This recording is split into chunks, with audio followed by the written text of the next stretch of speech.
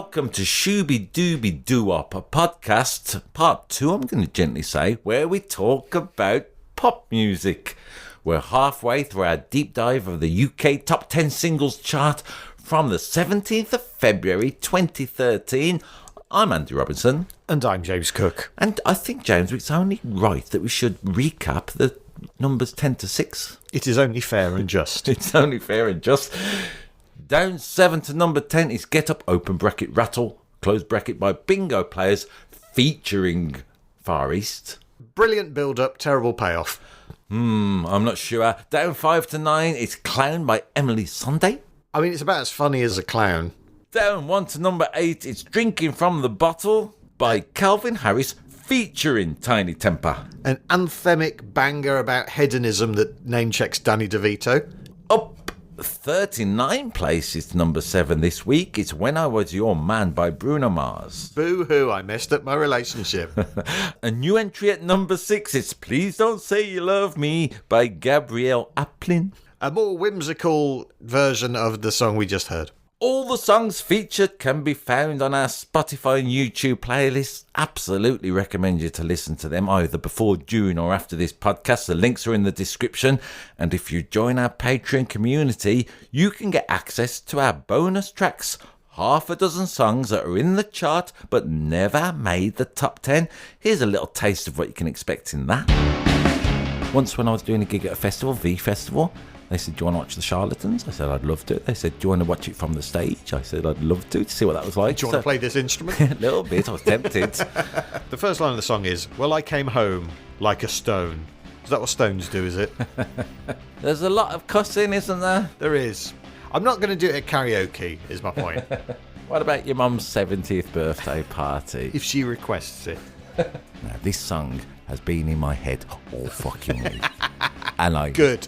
Well, I kind of like it. Join our community now at patreon.com/ShoobyPodcast. Number 5. Down 3 to number 5. It's White Noise by Disclosure featuring Aluna George. I'm going to say, James, it's Disclosure /Aluna George. Very important this week. The featuring with... or the /. What does the / mean? I don't know. I mean, I'm going to get into it when we get to number 1, would you believe? So okay. It's just a little bit of a, let's call it a... All right, Disclosure / Aluna George. All one word. Who is Aluna George? I don't know. Well, Great singer by the sound of this. Should be Who Are Aluna George. Oh, go on. It's 2 people. Oh, really? It's Aluna Francis and George Reed. So they could have been called Francis Reed, although that would have led to confusion between them and Brigadier Sir Francis Reed, CBE, former Secretary to the Speaker of the House of Commons. This is the kind of content you get on this pop music podcast. You're welcome. Want anyone to think that they were that guy. So they're called Aluna George, all one word. I get you. Disclosure are Howard and Guy Lawrence from Reigate, which makes it sound like they're contestants on Pointless. This was nominated for Best British Single at the Brits and won Best Track at the NME Awards. Okay. Yeah. I really like it. You were a little bit dismissive. I'm going to say numbers 10 to 6 in our part 1 of our podcast. I just wasn't James. as effusive about them as you were. All right. This is my favourite so far. Again, all right, then, when I first heard it this week in the context, I thought it's one of my least favourites. However, I had it on before you came around for us to do this nonsense, James. This came on. I thought, I love this one. And I was dancing and grooving to it. It absolutely works. It's magic in. The video is about a security guard dancing in a derelict building on his own with a torch, which is quite fun. Before he goes dancing in a derelict building, again, we are recommending our Spotify playlist and descriptions, but I'm going to say there are great videos in this week's top 10. So if you've got the time, if you have the inclination, I'd maybe suggest watching the YouTube videos to access this week's top 10 bangers. I mean, before this, James, before he starts body popping, the security guard, he's delivered the package to somewhere, hasn't he? A woman smiles at him gently. Then, at the end of the video, she comes to find him dancing alone in a building. And I'm just going to say, find someone who looks at you like the woman looks at the dancer, because she seems to be full of love while he's dancing like a daft haypeth. Yeah, it's quite a sweet love story in the video, which is kind of, like we've talked about with other videos this week, is not in keeping necessarily with the lyrics. Lately I've been thinking, if you want to get tough, then let's play rough. Yeah. that's more akin to the Calvin Harris video. I mean, it's got a darkness to it, isn't it? Like I say, when I first listened to it, I was a bit meh about it, and I was kind of shaping up to go, I'd rather bloody listen to White Noise than this. I know, that was my initial reaction. But again, I've been listening to it on the old earpods, on the headphones, through a tin can with a bit of string attached to it this week. And on the YouTube comments, there's loads of talk about goosebumps during this record. And I have to say, with the old headphones on, it's got some great drops in it, isn't it? It's got some great noises. It builds up. I am going to say, it made me feel ecstatic, if you get my gist. It reminded me of that kind of music, absolutely, full of rushes and beauty, isn't it, this track? Yeah, and unlike the bingo players, it builds up to something that I then think it pays off. And the old YouTube comments, this is another YouTube meme I found for, let's call it the teenies. That's what we call these. What do you call this decade? The teens. The teens. Well, it's not, because 11's not a teen. Absolutely. 10 or 12. The 2010s. Yeah. Call it that. All right then. Anyway, loads of people on YouTube are saying about this era, about all these tracks. A moment of silence to people who can't find this song. Again, this is another YouTube meme that seems to pop up this week. We found this song and we're explaining it to you. I liked it because Darian Sutagentus, whoever they may be, their description of every electronic and house music video. Number 1, show people's routine. 2, shit happens. 3, start dancing like no fuck given. I mean, that sums up this video. And maybe the spirit of the record, actually. Watch like no one's dancing. Or something, I can't remember. This was good as well. Carl A. Butler on YouTube says, this song sounds so different when it's not being played obnoxiously loud in some shitty nightclub. And then... Context is important, isn't it? Really is. And also, Ryan QZE4 on YouTube says, I love listening to this while you get spun on the waltzers. Just the best feeling. So again, you know, shitty nightclub or the waltzers, you should hear this record. It is the kind of thing you'd hear there. And if I was at a fairground, and I probably have been at a fairground since 2013, and they probably have been playing this really loud, I would have probably been grumpy as walking past going, bloody bang, bang music, like that. But, you know, given the opportunity to, actually listen to it, it's amazing how that happens. You know, the first time, I think, actually, with the first time, I did like it the first time, but there are other songs in this chart where it's like first time you go, oh, is that? And then, because we're forcing ourselves to listen to it more than once. Yeah. Which is, let's be fair, if you were engaged with the top 10 and listening to Radio 1 and going out dancing in 2013, you would have heard them more than once. It's only because I found it interesting this week, and with some of the other records we've done, and some of the ones we're going to do. Let's be honest, as I alluded to in part 1, I'm pretty proud of this year because I'd just beaten Elvis. If you know what I mean. Yeah. There's that photo of you at Graceland selling over his gravestone, flicking him the V's, isn't there? I'm 43, Elvis. You're daft. No. What I loved about this top 10 is, like I say, I was 40. Now, when you're 43, James, you can't go to nightclubs and on your own and dance in a corner to, let's call it, the poppets of today, can you? Look as daft old dodgy geezer. Well, you say that, but there is a nightclub in Birmingham, and there probably is one in every town and city in the UK, where the age range appears to be people up to the age of 18 and then no one until they get to about 40. Which club is this? Snobs. Is it open tonight? Because I'm going to go there if that's the case. If you can be an old man in the corner dancing. When I used to sneak into Snobs when I was 17, it used to be people my age and then really old guys. And I used just to think, who are those really old guys in here? And then on my brother's stag do, all those years later, we ended up in Snobs, and that's when I realised it was me all along. Like I say, the song is brilliant. You could dance to it. It fills you full of, let's call it, all the tropes of dance music. Makes you feel good, takes you down, builds you back up again. You can feel it coming. You're rushing your head off a little bit. Steve Dominic, 5292, he's watched the video, and he says, finally, no Beats by Dre headphones in a music video, which I can relate to, absolutely. Thank you, Steve. Aluna Francis from Aluna George wrote the lyrics. She wrote them a real-life argument that she'd had with a man called Pink Boy. She said about the recording experience, she said, Howard from Disclosure bought the sandwiches and we sat in the loft studio and got straight to work. It was unusually quick and really good fun. So that's the secret, guys, of a good dance track, sandwiches. Get your sandwiches in and everyone will be dancing forever. Also, the writing credit on this track is Jimmy Napier. That's his helicopter arriving right now. Yes. Who has writing credits on Rather Be by Clean Bandit, Stay With Me, and Writings on the Wall by Sam Smith, Oh, and really? Christmas Tree Farm by Taylor Swift. Great facts. He's heard us talking about Christmas tree and he's decided not to land James Napier, so that's good. And like other of the dancey tracks we've listened to this week, it has got a riff, isn't it? Yeah.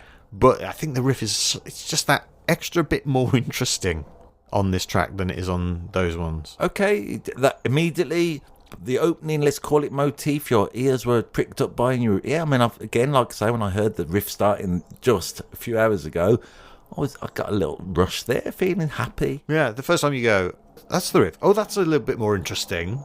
It kind of led me into the song. Yes, hang on, James John Napier is just returning in his helicopter to thank us. Don't matter. Hey, is it Noel Edmonds? Did you want to give us 44 grand? That's a reference to part 1. By all means, go back and listen to that if you haven't heard it already. Number 4. Up 4 places to number 4 this week. It's Stay by Rihanna featuring Mickey Echo. Not a / a featuring credit for Mickey. Should it be Mickey Echo featuring Rihanna, though? Why? Because Mickey Echo is one of the songwriters on the song. Oh, okay. Mickey Echo, born John Sudduth in Nashville, wrote the song along with Justin Parker from Lincoln. Okay. In Lincolnshire. I get ya. Where's Warwick? What county is that in? I don't know. And yeah, we're shutting the door because this fucking helicopter. Noel Edmonds. You're allowed to fly a helicopter. Leave us alone. Whispering factory. Leave us. That's a reference to a classic stand-up comedy joke that James has just done. Where did you learn to whisper in a helicopter? It gave it a little twist, James. Excellent. As I'm going to say, Mickey Echo did with this song by Rihanna, just to cover up that little bit of nonsense. We're talking about Stay by Rihanna featuring Mickey Echo. So Mickey Echo, and his mate, they write the song. Yeah. Rihanna gets hold of a copy of it. Goes, I really like this. I want to make this. Gets in touch with them. Mickey Echo picks up the story. He said, I got a call saying Rihanna wants you to sing on her record. I was like, of course. Which I think is a great reaction. I met up with some of her people in LA. She came out, we met, we hugged and talked for a minute about the song. She said, oh, just so you know, I've already cut the vocal. And I was like, whoa. And of course I said, that's no problem. Which is a good reaction. Don't get annoyed if Rihanna's cut the vocal of your song. He didn't particularly like the song. He felt it was too vulnerable. Okay. And he didn't like showing that side of himself. I've never heard of Mickey Echo before or since, so that's not a slag off to him. We always talk about, let's call it, people who appear in the top 10 now and again, and we always thank them for the contribution to the panoply of pop. But as you say, you've never heard of him before, and all of a sudden Rihanna, who's one of the biggest stars in the world, wants to record his song and doesn't say, I'm going to record your song and you're going to have nothing to do with it. I'm going to record your song and I want you in on it as well. Well done, Riri. Great. Yeah. I mean, I'm going to say this, James. I can't believe I've not used this before. I was watching a documentary about Jimi Hendrix once upon a time, and Little Richard appears on this documentary because he used to employ Jimi Hendrix as his guitarist, and they're asking him about Jimmy, of course. And Little Richard says, when I first heard him play guitar, he made my toe shoot up in my boot. Right? I know that feeling of when you hear something good that your toe shoots up in your boot. Your ears what do you mean it shoots up? Your toes just go up? Yeah, your big toe you just get a little jolt of excitement, a little jolt of adrenaline from the music. And I am going to say, I can't believe I've not used that phrase before, because I could have said that about hundreds of records we've talked about so far. But Rihanna's voice absolutely makes my toes shoot up in my boot. She has a unique voice. Sometimes the records I'm thinking, I'm not so bothered about that song, but a certain quality of her voice and the way she sings, it hits me in my heart, and I'm forever grateful for it. I'm going to need to pay more attention to my toes when I'm listening to music. I think that's my big takeaway from this. Yeah, I'm going to start saying my toes shoot up in my boot a bit more from now on. Well, I look forward to that. This became 25-year-old Rihanna's 27th million-selling single, her 24th UK top 10 single. She's the biggest-selling female recording artist of the 21st century, which is huge when you consider that it's the same century as Adele and Taylor Swift and people like that. According to Forbes, she is the 5th wealthiest musician on the planet with a net worth of around $1.4 billion. Okay. Roughly a quarter of the GDP of Barbados, where she's from, is because of Rihanna. You know the footballer Ronaldo? The Brazilian one or Cristiano? Cristiano. Oh, okay, yes. A lot of people Well, say I know both of them. So I should have just said yes. Ronaldo McDonaldo. He sang this song, loads of people saying in YouTube, when he finished his national career. And there's a clip of him on YouTube on some sort of plane singing this song, which is, let's call it an unexpected cover version.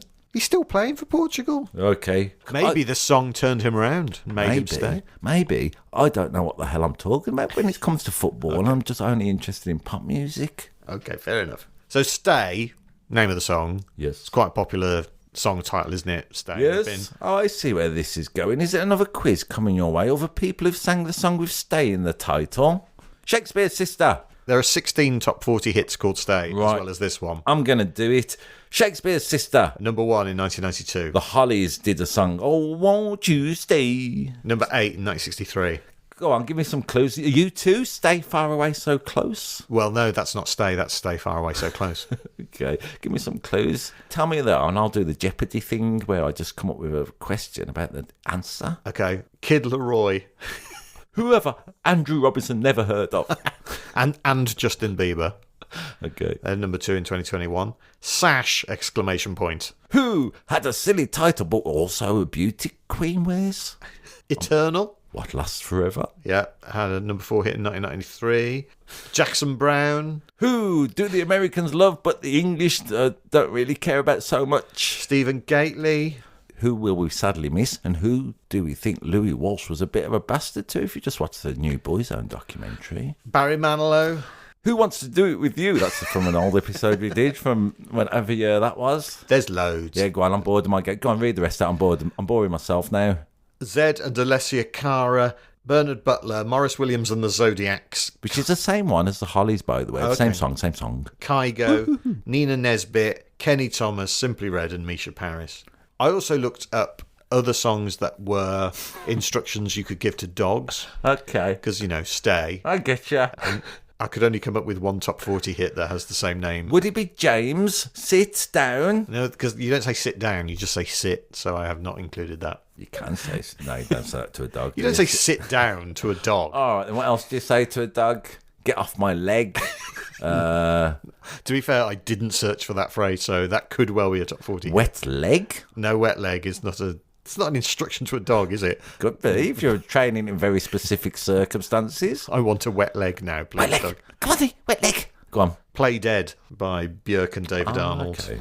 One thing I liked is Chloe Jane. She's referring to the video, which again we highly recommend you watch. It's Rihanna in a bathtub. Yeah, well, this is what Chloe Jane digs into. She says, 12-year-old me literally took a bath with this song on just to pretend I was in the music video. Hey, if it's getting kids to wash themselves, then that's a good thing. Also, I'm going to say, Chloe Jane, it's a good thing to, try and recreate music videos. For instance, whenever I'm on my own in a graveyard, I try and recreate the Thriller video, which does upset some families at burial services, I have to admit.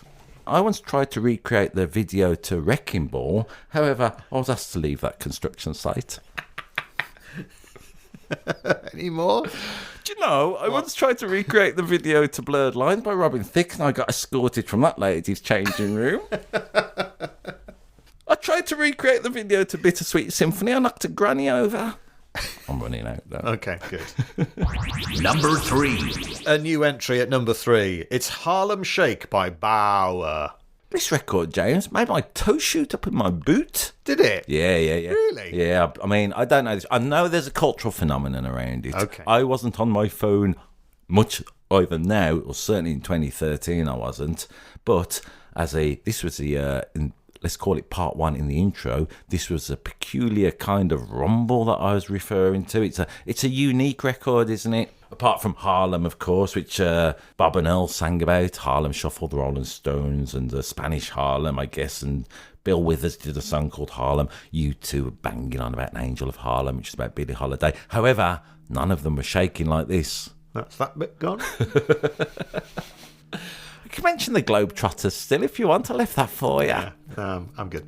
It's an oversimplification of this top 10, but it's basically earnest piano ballads and dance tracks. I don't see it as a simplification. I see it as an accurate description of what's happening. And the dance tracks are at various levels of annoying. in my head. Right. And this is the most annoying of the dance records. Go on. What, as an actual record itself, as the actual piece of music, as an instrumental? I found it hard to get over how irritating I found it. Okay. I was into it, so there's that. But I think I'd been softened up by the rest of the top 10, I think. You know, I've listened to it quite a lot. I was listening to it, I was driving to a gig and I was listening to this playlist. And this came on just as I had to stop at some lights at quite a busy junction. Yeah.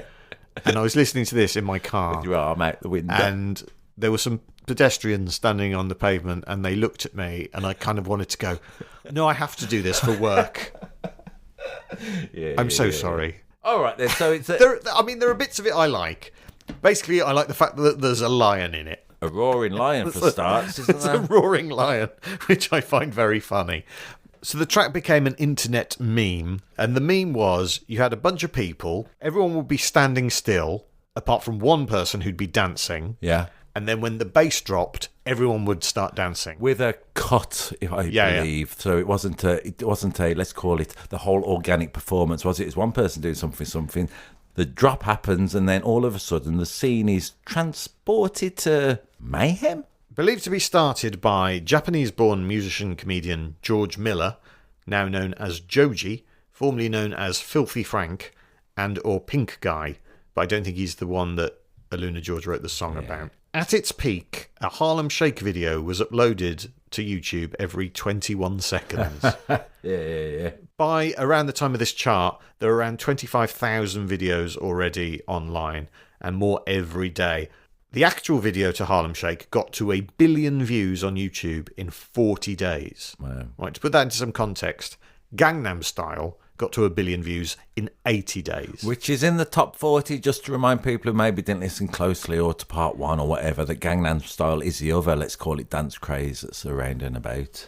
Notable Harlem Shake videos? Do you remember any of them? No, like I say, I was not engaged with, let's call it, the cultural phenomena of it all. A Norwegian army squadron did it, the Miami Heat. Loads of football teams did one, including Swansea City and Juventus. The CNN News team, the University of Georgia swim team, cast members of EastEnders and Playboy Playmates.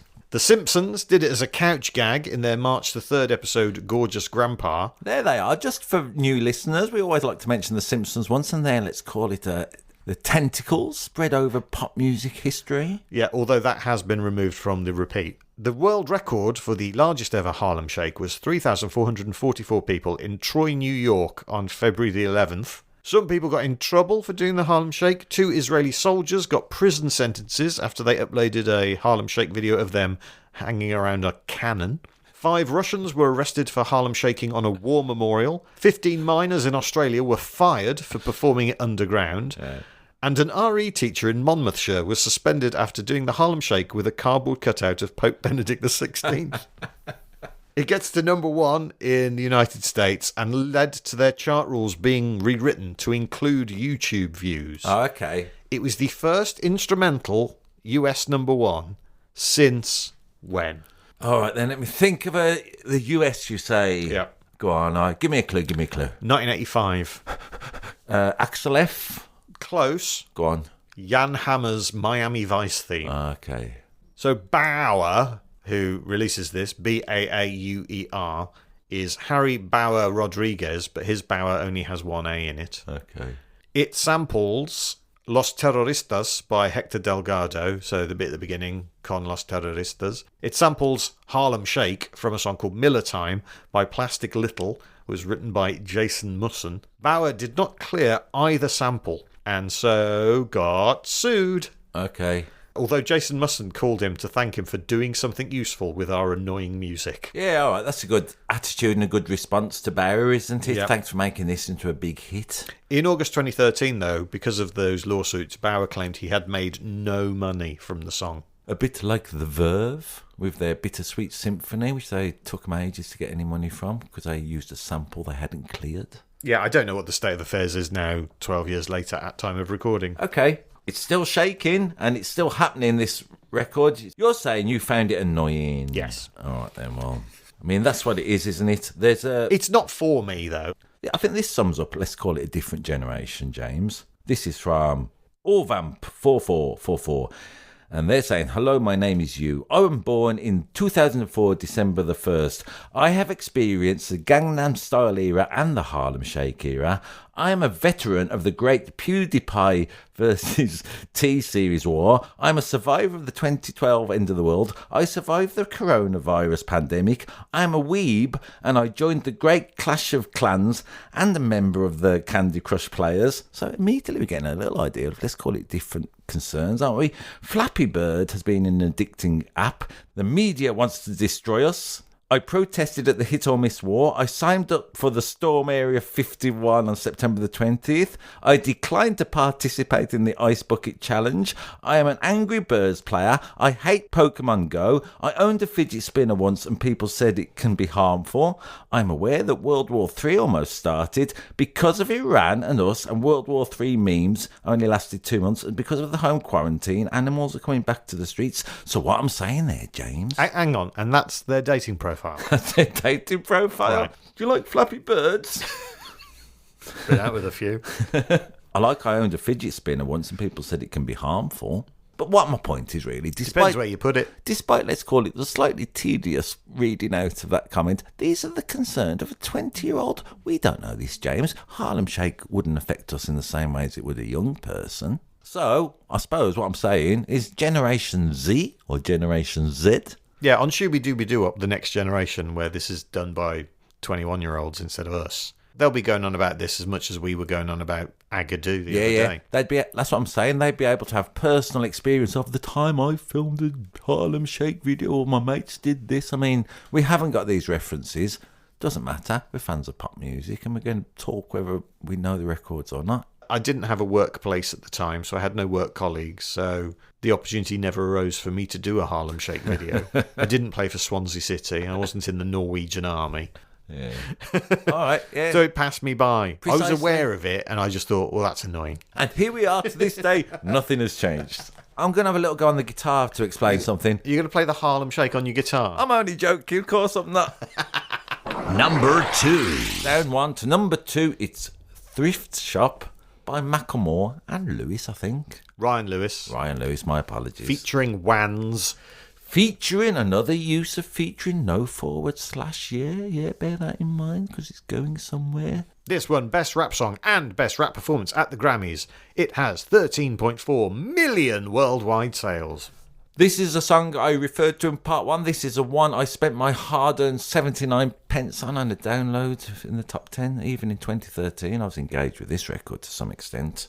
It's got that saxophone record that you didn't like. It's got that saxophone noise on it. No, it's different. You reckon? Yeah, this is a much more organic sounding saxophone, and it is kind of intentionally like that. Okay, it sounds a little bit like some on Jason Derulo records and Ariana Grande records. Not Ariana Grande records. It's got that kind of noise on. I think Little Mix used it. That sax, honking sax. It's a familiar sound, isn't it? So what is a thrift shop? We are British and we don't use that phrase. It is a shop where you can buy thrifts, yeah? Come and get your thrifts. Lots of lovely thrifts. 2 for 1 on thrifts. It is what we call, in Birmingham, in the area we live, James, a charity shop. In Brighton, they call it a vintage shop, I'm going to say. Or Chazzers. Call them the Chazzers. We live near a high street where there are something like 8 or 9 Chazzers. Yes, among many vape shops and bookies and chicken shops as well. What I like is it annoys the middle classes around here, so that continually delights me. Are you a charity shop shopper? I have shopped in charity shops many, many times. Yeah. As Zav Floxy on 285 on YouTube says, this song did more for recycling clothes than any of H&M's commercials. So that's true. Yeah, I'm all for charity shop shopping. I'm all for thrift shops, and I'm all for this track. Zednak Stop You 6632 on YouTube says this tune is 0% pornography, 10% expensive cars, 90% cotton, and $20 in his pocket. Which I like. Yes. So the song is all about how Macklemore is going thrift shop shopping, and it's great, and he gets loads of clothes for cheap, and then he goes to the club and he's wearing your granddad's coat, and everyone thinks he looks amazing. I mean, there's some funny words in it. I've got to admit, when I revisited this year, it wasn't quite as funny as I remember. It's got sort of a, what's his name, Andy Samberg and Lonely Planet guy vibes. Yeah, Lonely Island. Lonely Island. Yeah, my Lonely apologies. Planet are guidebooks. Not them then, the other one that you mentioned. But it's got that kind of it's got that comedic feel to it, hasn't it? Yeah, some of it is a bit Flight of the Conchords-y, which I quite like. And you know how every time we've done a chart after about 2002, Eminem's been on it, but he's not on this one. This is like an Eminem. A little bit. I'm going to say it hasn't got the skills of Eminem, but fair enough. Okay, it doesn't have his technical ability, and it's probably not as biting in its satire. But I mean, he had a little dig at R. Kelly saying his coat smells of piss, which is, that's a good bit of reference. That is something that Eminem would have done. Yep. It's the antidote to a rap song that is braggadocious about possessions and material acquisitions. Absolutely goes against that grain, doesn't it? I mean, I saw Macklemore, I saw him sing one song a bit later on than this about treading carefully. I'm not mocking the subject, but it was about suicide or death or something. And I just remember thinking, you don't convince me because you've been going on in your granddad's coat, and there was something, I think there's something defining about this song for him. I loved it plenty at the time. I've got to say, if it came up now for 79 pence, I'll try and get it a little bit cheaper and second hand. I think it's something they would approve of. I like the thing where he's like, I'm going to take your grandpa's style. No, really, I am. I'm going to buy his clothes from the thrift shop. Yep. Want a broken keyboard? Bought a broken keyboard, all that kind of stuff. It's got some great little bits of a rhyme and flowing and stupid ideas in, hasn't it? I don't know what key it's in, but it's like, $20 in your pocket, that kind of this is awesome, yeah. I like the bit that comes in at the end with I wear your granddad's clothes, it looks incredible. Same chords and another chorus, always appealing. Well done, Macklemore and Lewis. Yeah, this is fucking awesome bit at the end of the chorus. That's very funny the first time you hear it, and it's all reminded me of South Park a little bit. Yep. Kind of thing that they would do. It's daft, it's silly, a little bit of whimsy in the pop charts we always like, James, don't we? It sort of reminded me a little bit of like when we've done 70s charts and there's a little novelty record. I like it. Peps up a top 10, I'm going to say. Macklemore, of course, Academy Award-winning documentary maker of Bowling for Columbine and Fahrenheit 9/11. Oh, no, sorry, that's Michael Moore. Oh, I've done all this research wrong, mate. Let's just got loads about TV Nation, sorry. What about Ryan Lewis? He appeared on Whose Line Is It Anyway in the States? That's right, isn't it? Yeah. Email us into shoobypodcast@gmail.com if we haven't got quite some of our facts right, and if you just want to give us passive-aggressive comments anyway, all for it. Macklemore born Benjamin Haggerty. Seems like a good guy. He owns a naked portrait of Justin Bieber and has also been a guest voice on Scooby Doo. I'm interested in the naked portrait of Justin Bieber. Bet you are. The way he's been treated lately and the way it's come up. Macklemore appeared on Sesame Street singing a version of this song, presumably without all the swearing in it. Which character from Sesame Street would sing Thrift Shop with Macklemore? Because it does make sense. The one who lived in the bin. Yeah, Oscar the Grouch is absolutely right. But they were singing it all about recycling, which is kind of what this song is about. I read this stat online about this song. It said it's only the second self-released single to be a UK number one. Oh, well. I'm applauding Macklemore. So is that, the second one? Oh, I'll have a quick look to see who the first one was. Of course. Could not find out. If you know, email us. What are you saying? The first independent record to get to... Not independent, self-released. Self-released record. So not on a record label at all. We can't find that out. No. Maybe someone just dropped a little bit of what I call a red herring when they said the second one and wanted you to go on. Let's call it a fruitless search. Yeah, a little bit like when you go to a thrift shop sometimes, yeah. Macklemore meets Ryan Lewis in 2006. So bearing in mind it's 2006, because that is crucial, how do you think they met? In 2006, what was going on? I do not know. Go on, give me a clue. Well, where do you think they met in 2006? Physically where? Los Angeles. Let's just say they didn't meet in a physical sense. Online? Yes, but on what site in 2006? Friends Reunited. No, after Friends Reunited. But before Facebook. What's that one called? Everyone put the music on. That one, yeah. What was that called again? The one you can't remember the name of. It's that one. Go on. MySpace. How time flies. See, this is what I'm referring to, where the kids are going, I can't believe 12 years ago. What'll happen to you is you won't be able to remember MySpace when you're a silly, doddering old man. And Wans... I've just fell over. Wans, who is the singer on this, Michael Wansley, is a software test engineer. Cool. Once heard, never forgotten. It's one of them records, I feel. Macklemore said, I feel almost silly going into thrift shops now. because he gets recognised and it's a bit on the nose. There's quite a few people on YouTube saying I'm pretty sure he's got more than $20 these days in his pocket, so there's that as well. Well done, Macklemore.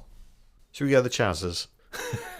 My daughter always wants to go the Chazzers. Does she? She's going, can we go the Chazzers? Well, that's a good, I'm going to say that's a good bit of parenting you've done there. Yes, you're right. I am amazing. My niece, right, what I love about her ones, my nephews, they wanted a new Nintendo Wii and all this sort of stuff. I said to my niece, what do you want? She said, I'd like a packet of false moustaches.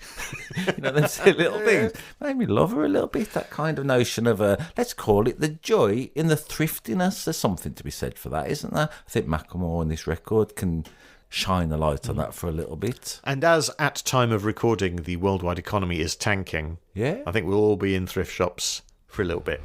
The UK's number 1.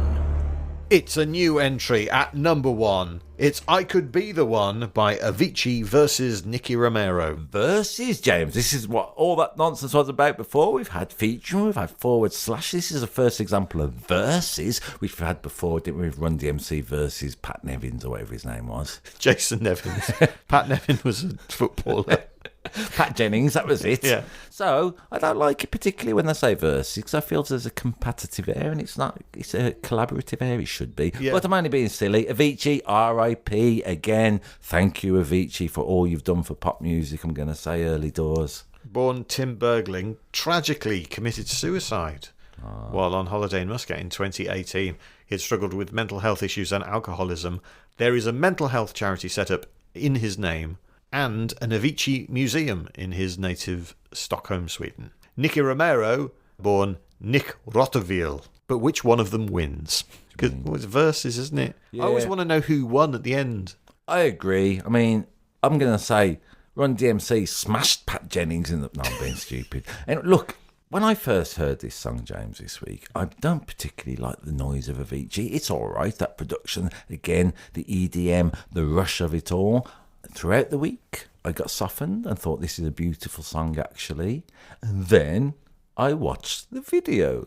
It made me love the song. It stars, as I found out, a woman called Inessa Frantowski. She's a Los Angeles. Yes, I remember it now. Go on. Sorry. It's the woman who goes on holiday. She's having a lovely time. Well, let's dig into it before. I'm heartily recommending, if you are listening to this and mine and James' opinion means anything to you, maybe you've heard the song on Spotify, hop over to YouTube, watch the video, because it is a transformative video. It made me love this song this week. Yeah, it's very funny. And touching. Touching a little So, bit. Inessa Frantowski, she plays somebody who is working in an office, let's say. She is not, let's call it a typical video star, is she? You know, she's slightly overweight.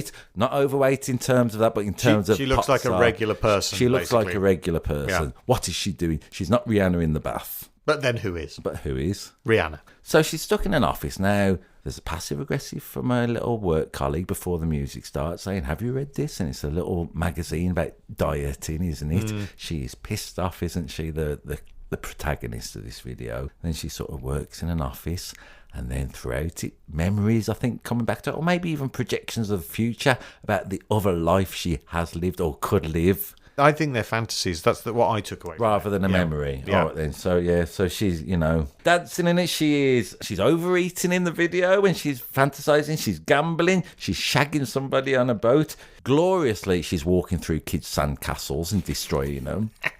And then there's a little scene again, no spoilers, but she goes to see a psychiatrist and she says she's just feeling like she's trapped and she's in someone else's master plan. All she's really doing is dying, she says. And then the psychiatrist says, I've got some pills for you.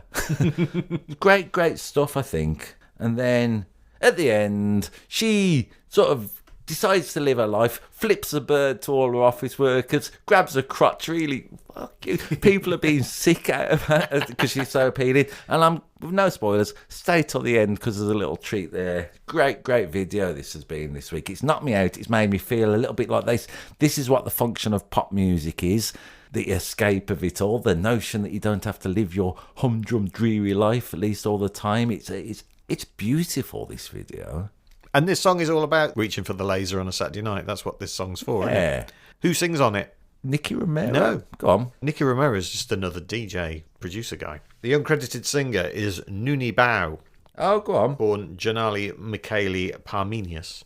She's the singer on this. She's also a songwriter who's written for, among others, Katy Perry, Charlie XCX, Camila Cabello, David Guetta, Clean Bandit, and Carly Rae Jepsen. Excellent work. So I just wanted to give her a shout out because she's doing all the singing. The older actress, Inessa Frantowski, she has a look of her to-do list in the video. I like this list. Number 1 was not give a fuck. And number 2 was that is all. So it's got all these little bits of, tells a story, this video, in 3 minutes. I'm going to say I've watched some films that aren't as entertaining. Take much longer to talk about, much less. There's something so economical and beautiful about it. Ignatius RYD2031 on YouTube says, this song and video inspired me to live my life to the fullest. I mean, what more do you want from a pop record if you give somebody that kind of inspiration? What? Hang on, he's living his life to the fullest. It inspired him to live his life to the fullest. He's commenting on YouTube videos, is that? You're joking, are you? Anybody who comments on YouTube videos, if you've just listened to the last 2 podcasts, I am nothing but grateful. I like it, James, the YouTube comments. It stops us just being, I think this, I think that. It shows you. Like I say, some records I've dismissed, I click on YouTube comments, everyone says, this really helped me. It's hard to argue with. But yeah, this song has really grown on me this week. Yeah, it's beautiful. And I was kind of like, I don't really remember that, number 1. To be honest, I remembered Thrift Shop a bit, but this was like listening to 10 brand new songs for me. Yeah, well, quite. I mean, me too. I didn't want it, did I? As I've mentioned several times, I didn't want to do this top 10. I'm delighted we've listened to it this week. It's one of my favourite top 10s we've done, possibly, James, because of the newness of it. Why don't you listen to Spotify, or as I keep reiterating, have a look at YouTube at some of these videos, because you are in for some pop treats this week. Yeah, you have to be over 18 to watch the Calvin Harris one. Or work your way around the very tricky way checks your age. I think you just have to click, yeah, I'm 18, I'm fine. Okay. I liked it. This is a good YouTube comment, I think, which sums up, I'm going to say, the entire top 10. Leon Pulse in the comment says, we didn't realise we were making memories. We were just having fun. That's nice, isn't it?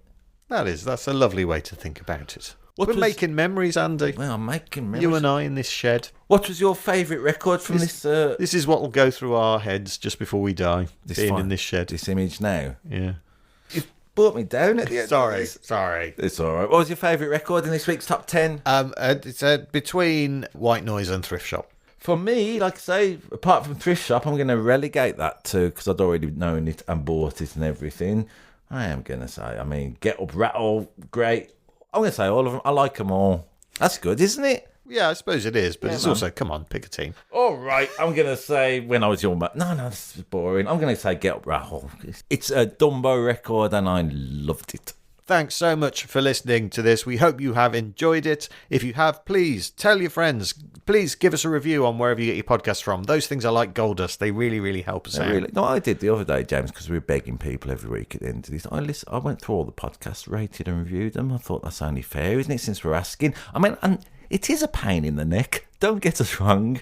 It is a little bit, but we'd appreciate it. There's no other way around it. It only takes you 5 minutes. And, next time, you're checking your phone on the toilet, instead of scrolling through Instagram, go and rate and review all your podcasts. Yeah, that's not a bad idea. Yeah. Are we being communal at the end of this week? Don't just do ours, do everyone's. Yeah, all right, nice. But do ours first. Give us the best. Give us the best and give everyone else 1 star. I like it. You snatched it back from, let's call it, the Holy Spirit of it. It's very nearly magnanimous. Hey, thank you all the artists who made these records in the top 10 and the top 40, actually. Thank you to the British Record Buying Public of February 2013 to make all these songs me and James aware of, at least, and you, hopefully. But most of all, thank you for listening to this. Until next time, Shooby Dooby Doo Up. Bop, bop, shoo, wop.